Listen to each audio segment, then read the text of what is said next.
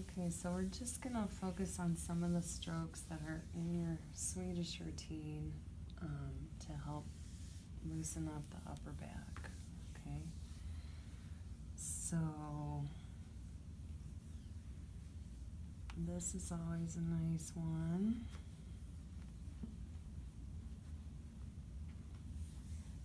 Petrissage with your palms. You can lean your whole body into this. And Kylie, you're going to let me know if you need more or less pressure, right? Mm-hmm. Okay. You can do circular petrissage with your thumbs right along the erectors. You can do friction.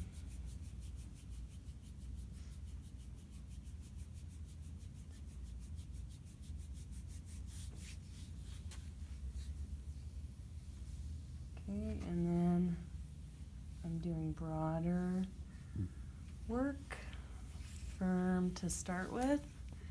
And then as we loosen up the outer layers of the muscle, then we can do more specific work.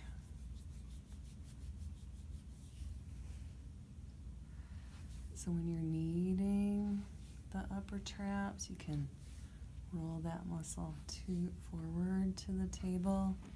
You can pull the muscle back to you. You can kind of get in on the sides and work it that way. You're just working one side of the shoulders.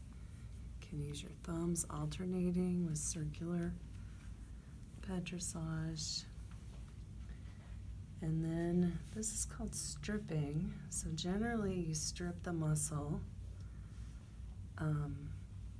parallel to the fibers. In this case, just due to the position, we're not doing that. But I'm unrolling the trapezius from the front with my fingers underneath at the same time. So I'm kind of just straightening it out, unrolling it. Okay, you can really just do a lot of stuff in here. You don't need to force anything. Just kind of go back and forth between lighter, harder, faster, slower. When you're working more deeply, work more slowly. When you're not working as deeply, you can work a little faster. Okay, so her traps are starting to loosen up a little bit.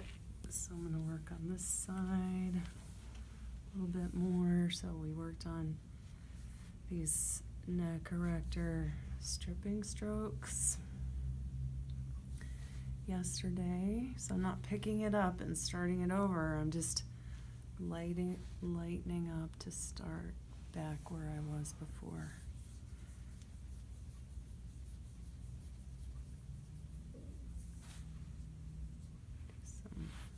Unrolling. Can find some pretty good trigger points in here. So a trigger point is anywhere where you're pressing on the muscle and the fascia and people say, oh, I feel that somewhere else. So there's referred pain. If it's just localized pain, it is a tender point. If the pain is actually referred somewhere else, it's a trigger point. You're not going to know if it's a trigger point by feeling it. You can guess, but the only way to know for sure is if the person tells you that they're having referred pain. Okay, so her muscles are starting to soften up. Do you see that? Okay, so now I want to get in a little more specifically. Oh, let's see. So obviously, the shoulders are related to the shoulder girdle and these other muscles here. So in your Swedish routine, is that okay?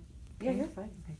In your Swedish routine, you have, a way to work with the tricep, the deltoids,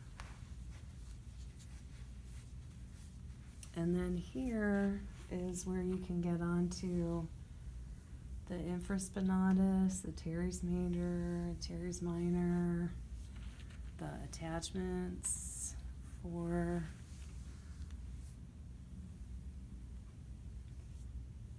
of the tricep.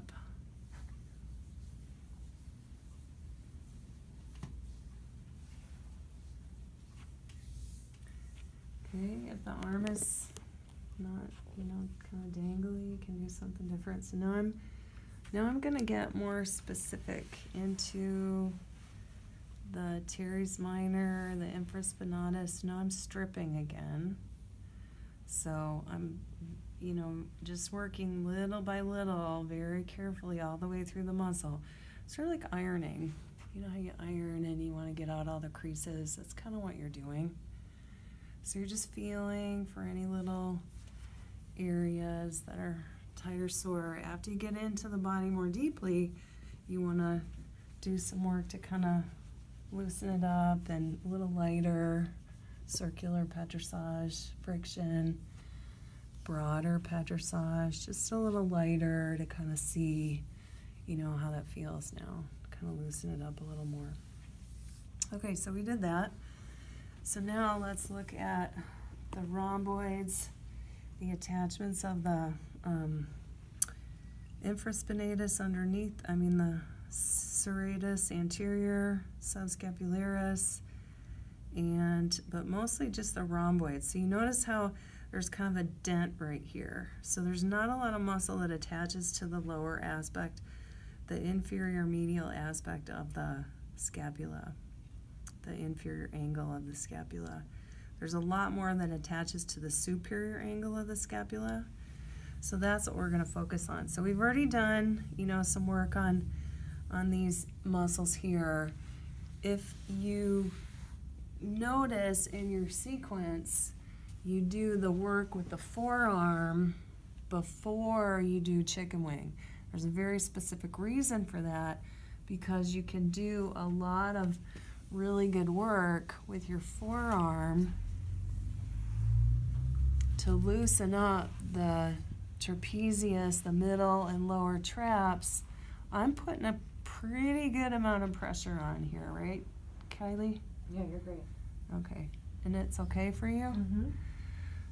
Okay, so I'm going very slow. I'm using a lot of my body weight to do this. I'm following the contours of her body and just really working through all those layers to loosen up some of those things in there. Okay, so that's generally a good idea to do before you do chicken wing. Okay, so then this is ready for even deeper. So now I take my thumb right next to her C7, and now I can get into the attachments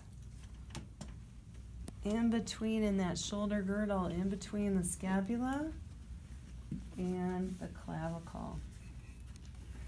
So I'm really, there's a lot of little muscles in there that shall not be named.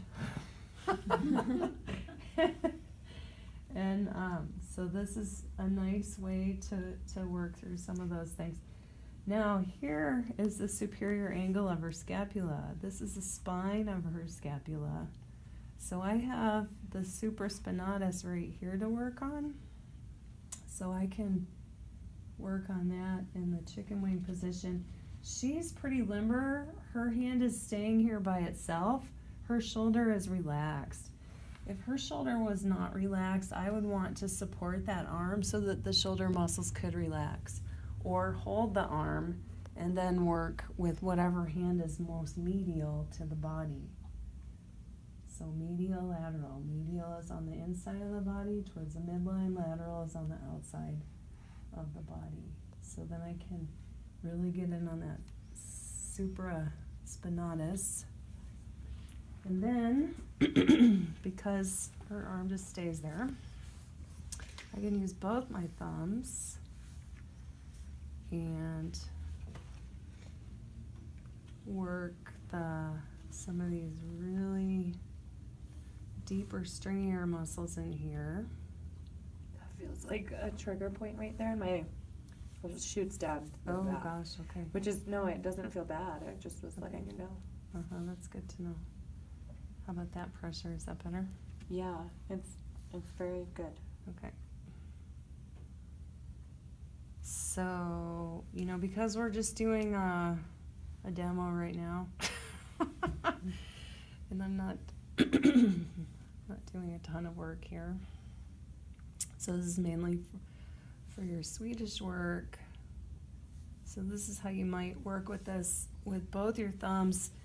If you wanted, you could also just do some hand on thumb work, which is much easier on your body, on your thumbs.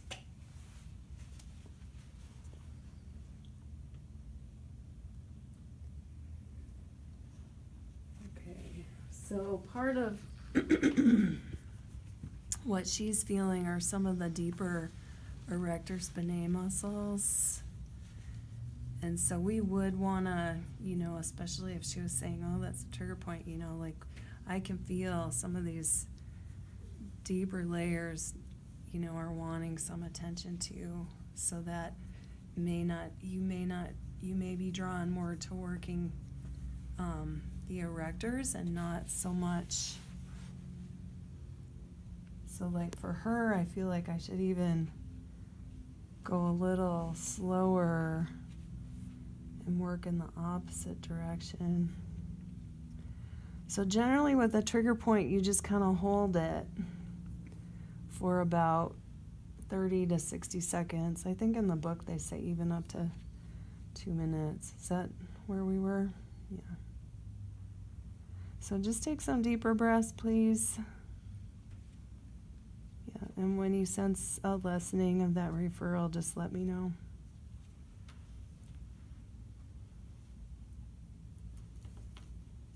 Yeah, okay. Okay. It's like immediate relief. Yeah, that's pretty nice, huh? Mm-hmm. Yeah, so with any kind of trigger point, you just sit there. You work at a pressure that's acceptable for the person, no more than, on their edge of pain. And then you want to make sure you friction it afterwards, or do some pretty strong petrissage, because that area has had some problems. So it's been constricted and had a lack of oxygen. It's ischemic. Everybody say that? Ischemic. Ischemic. It means lack of oxygen. Okay, so now I'm just pressing that pressure, okay?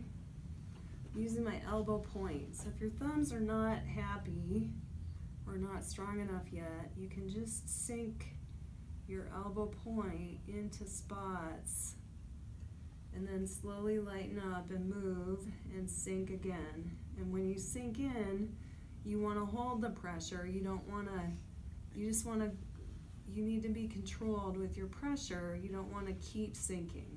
You know what I'm saying? Like it's like go down to the next floor on the elevator and stay there, and don't let the elevator keep going down all the way to the lobby.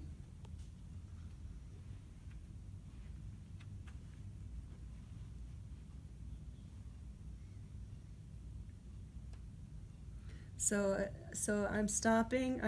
I'm not really doing much for her if I keep going down inferiorly to the scapula. So I just focus on the upper half of it where the attachments are. And then I do a little more loosening. You can even do your friction with your forearm.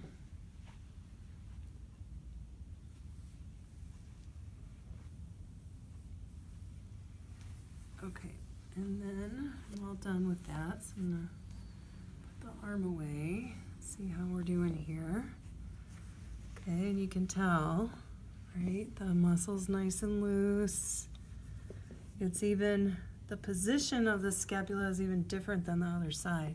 The neck, position of the neck is even different than the other side. Part of that is because I was moving her around, but part of it is her posture, you know, the holding of the musculature.